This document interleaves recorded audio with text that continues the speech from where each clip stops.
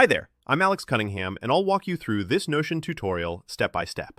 Let's jump right in. Today, I'm going to walk you through how to connect your Notion database to Notion Calendar, step by step. By the end of this video, you'll know exactly how to sync your Notion tasks or projects straight into your Notion calendar, giving you a more unified and organized workflow for 2025 and beyond. If you've ever wanted your Notion databases to show up seamlessly in your calendar for easier planning and tracking, this is the tutorial you need. Let's jump right in. First, open your browser and head over to notion.calendar. That's the official site for Notion Calendar, and it's where all the magic happens. Don't forget, you'll need to be logged in with the same Notion account where your databases live. You'll be greeted with Notion Calendar's dashboard, which looks a bit different from Notion itself, but don't let that throw you. It's designed to focus specifically on your scheduling and time management. Now, once you're in, locate the General Settings option. This usually lives in the sidebar on the left, but depending on updates, it might look a little different when you're watching this, so keep an eye out. Click on it. This is your control center for customizing how Notion Calendar fits your needs. Why are you going to General Settings first? Because we want to make sure all the core configurations are just right before connecting anything new. And also, this is where you'll unlock access to your database integrations. From here, you'll want to select Week under the View settings, and then head into General Settings once more, if prompted. Sometimes, settings menus stack this way for specific configurations.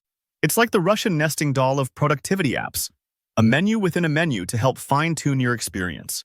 The goal is to make sure your weekly calendar view is optimized for pulling in events or tasks directly from your Notion database. Paying attention to this view setting isn't just a minor detail, it actually shapes how your synced information will be displayed throughout the week, so choosing the right layout now saves confusion later. Next, scroll down or look for the Integrations section. This is where things really get interesting. You'll see all the apps that Notion Calendar can connect with, but for today, find the integration labeled Notion. There should be a button or link that says Connect. Go ahead and click it. This step is vital. Connecting here officially gives Notion Calendar permission to read from and write to your Notion databases. So, if you want those databases to show up on your calendar, this is where you make it happen. If this is your first time using this feature, or if you have no existing connections, you might see a prompt asking you a few specific questions. For example, it might ask which workspace you want to link, or what level of access you're comfortable granting. Take your time with these questions. They help ensure your data stays secure and that only the databases you want are shared. After answering, you'll see an Allow Access button. Click that to approve the connection. It might take a few moments, but don't worry. This is just Notion making sure everything's hooked up safely and correctly. Once you've gotten that confirmation, that's it. Your Notion calendar and database are now connected. From here, you'll be able to see your Notion database items appear directly in your calendar view, letting you manage schedules and notes from one place. Imagine it like two puzzle pieces finally slotting together.